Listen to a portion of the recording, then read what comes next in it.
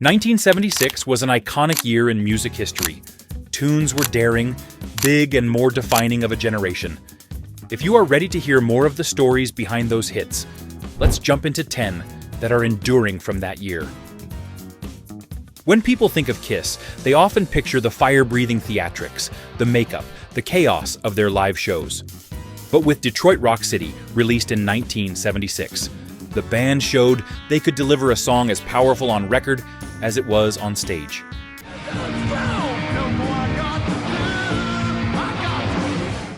Inspired by a tragic story of a fan who died in a car crash while heading to a Kiss concert, Paul Stanley wanted to capture both the thrill of youthful rebellion and the sobering reminder of how fragile life can be.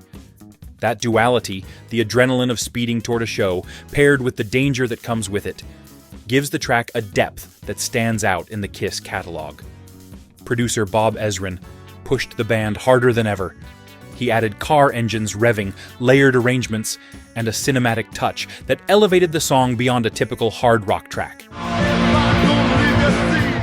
The guitars of Ace Frehley and Stanley tore through the mix with precision, while Gene Simmons and Peter Criss locked in a rhythm that powered the entire song forward, like a muscle car barreling down the highway.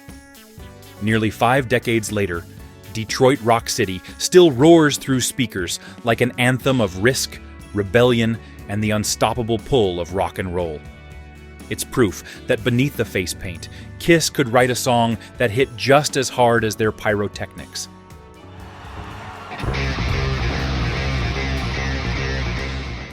Some songs feel like destinations, and Hotel California is one of them. When the Eagles unveiled it in late 1976, listeners weren't just given another rock single, they were handed a map to a world that felt both alluring and unsettling. Don Henley and Glenn Frey took a musical skeleton and spun a story that has puzzled fans for decades. The lyrics describe a traveler who stumbles into a place of beauty, indulgence, and strange captivity.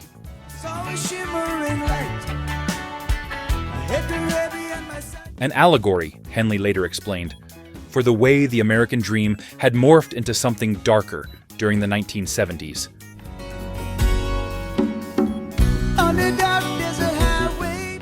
Recording took place at Criteria Studios in Miami, with final touches added in Los Angeles.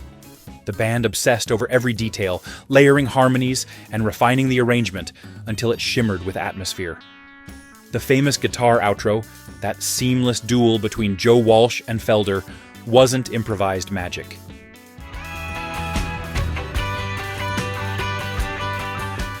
Each solo was recorded separately, then edited together so flawlessly that it sounds like a single sweeping performance.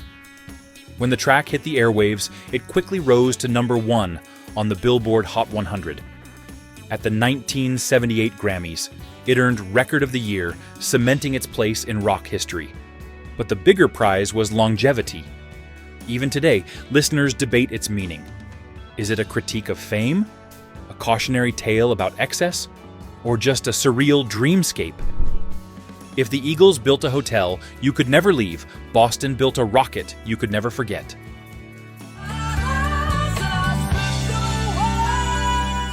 In 1976, More Than a Feeling launched like a jet engine, carrying an unknown band from Boston straight into rock immortality. At the center of it all was Tom Scholz, an MIT-trained engineer who tinkered away in his basement studio. Using gear he designed himself, Scholz painstakingly layered guitars, harmonies, and textures that sounded bigger and cleaner than anything else on the radio. Much of the track was secretly crafted in that basement, even though the label wanted to present it as a slick studio production. The song's heart, though, came from longing. Scholz admitted the lyrics were inspired by memories of Mary Ann, a figure from his youth whose image symbolized innocence slipping away. That sense of yearning is what makes the track resonate. When Brad Delp's vocals soar into the chorus, it's not just about a song. It's about the way music can transport us back to a moment we thought was lost forever. On release, More Than a Feeling rocketed to number 5 on the Billboard Hot 100, helping Boston's debut album sell millions. But its real legacy is bigger than chart numbers. It became the template for arena rock, the blueprint for soaring choruses and precision riffs that filled stadiums for decades.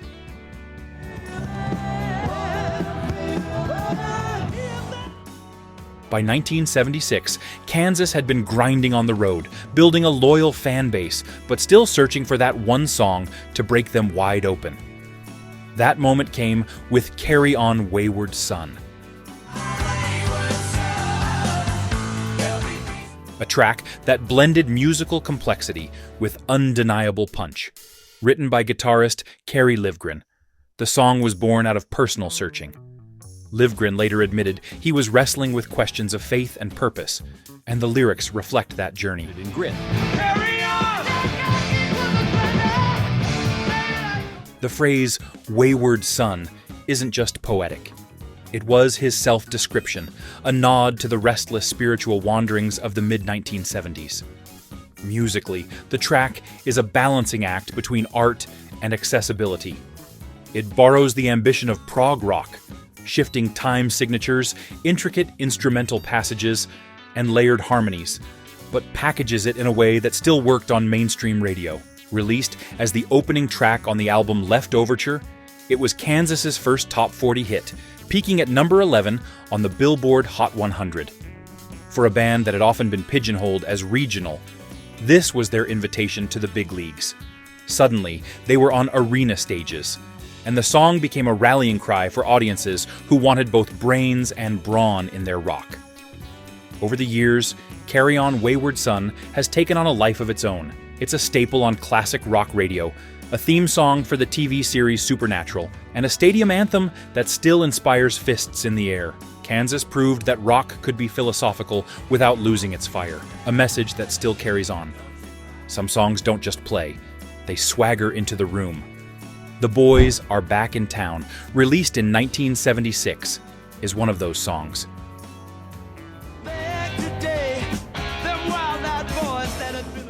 For Thin Lizzy, it was the breakthrough they desperately needed, transforming them from a hard-working Irish rock band into international stars.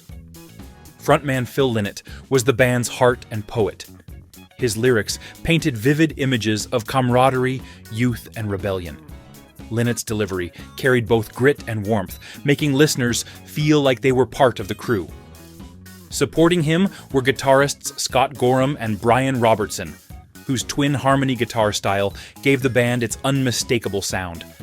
A style that would later influence groups like Iron Maiden and Def Leppard. On the charts, The Boys Are Back in Town cracked the top 10 in the UK and hit the US top 20, driving Jailbreak to platinum status.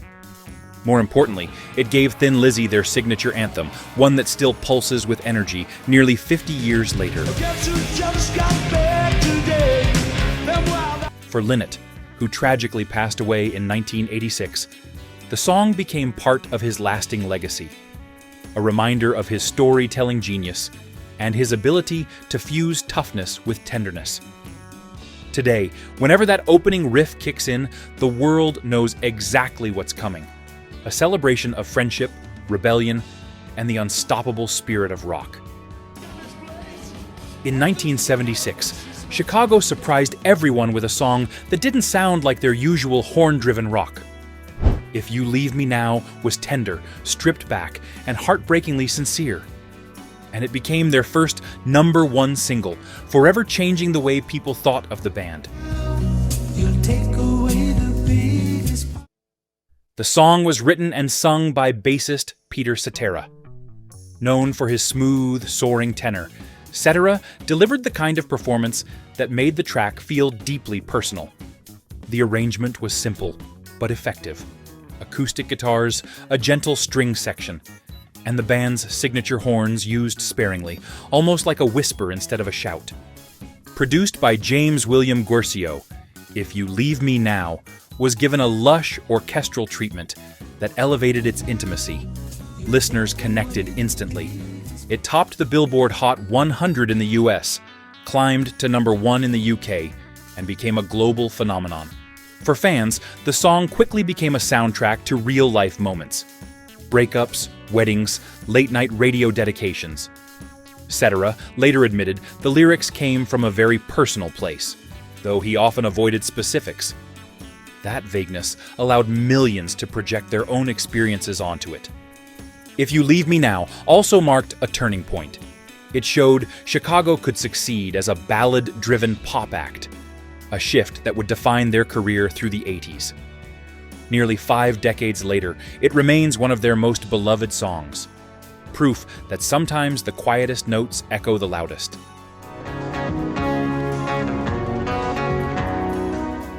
By 1976, Steve Miller had already proven himself a master of radio-friendly rock. But with Rockin' Me, he delivered something that felt bigger than just a hit. A song that became the soundtrack to freedom itself. Miller originally wrote it while touring with Pink Floyd, using it to warm up massive crowds. What began as a utility song quickly grew into one of his defining anthems, built on a steady, driving beat and a chorus that practically begs you to sing along. Rockin' Me was tailor-made for summer highways and FM radio. The recording appeared on Fly Like an Eagle, an album filled with hits, but this track stood out for its sheer optimism. Miller admitted he borrowed inspiration from Free's All Right Now, shaping the riff into something instantly familiar yet undeniably his own. Lyrically, it's simple, a love letter to movement, fun, and living in the moment. But that simplicity is the secret to its staying power. The single soared straight to #1 on the Billboard Hot 100, solidifying Miller's status as one of the decade's most successful rockers. Fans embraced it as more than a chart topper. It was a feel-good anthem that embodied the laid-back spirit of the 70s.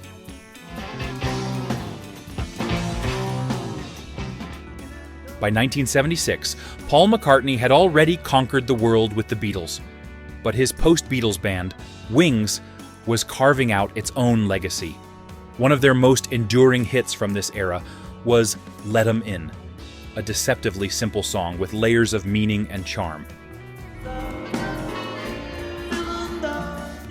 At first glance, it's a straightforward track, a steady piano rhythm, marching drums, and McCartney's warm voice inviting listeners to open the door and let him in. But beneath that simplicity lies careful craftsmanship. The arrangement is filled with subtle flutes, horns, and textures that give it a hypnotic, almost dreamlike quality. The names McCartney calls out in the lyrics, Sister Susie, Brother John, fueled endless speculation. Were they family members, friends, symbolic characters? McCartney never fully explained, which only added to the song's mystique. The openness made the track feel both personal and universal, like an invitation for anyone listening to be part of the circle. Released on the album Wings at the Speed of Sound, Let 'Em In became a global hit, peaking at #3 on the Billboard Hot 100, and climbing to #2 in the UK. It showed McCartney's knack for turning the everyday into something profound, proof that you don't always need fireworks to create something timeless. 1976 wasn't just a big year for American rock.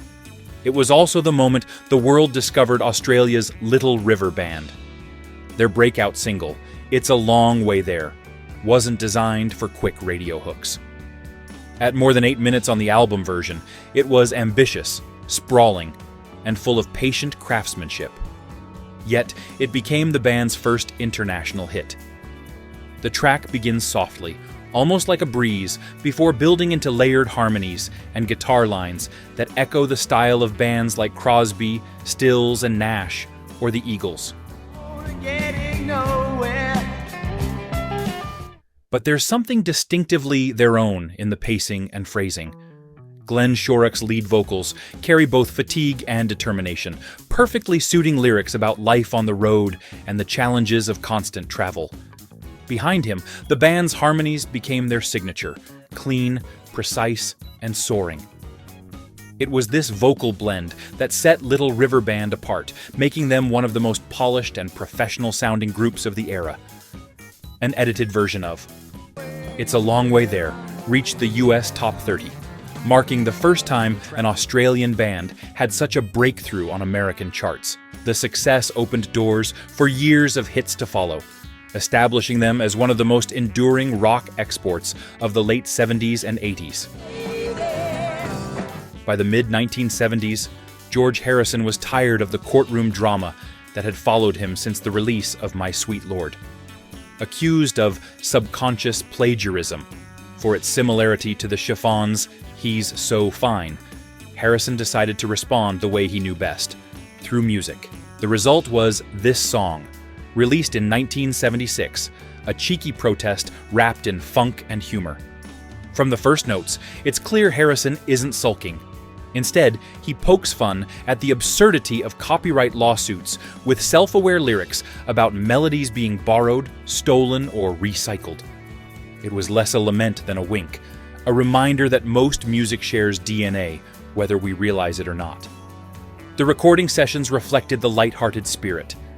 Harrison brought in friends like Billy Preston, whose gospel-tinged keyboards added bounce, and Eric Idle from Monty Python, whose playful ad-libs in the background drove the satire home.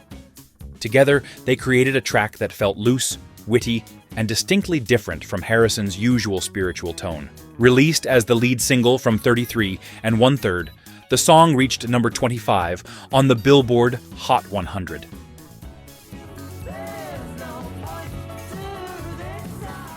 Though it didn't climb as high as some of his earlier solo hits, it stood out as one of the most unique entries in his catalog. A musician laughing off stress with a groove instead of a grimace. If you are enjoying this kind of look back, hit like and move with me to the next selection of hits.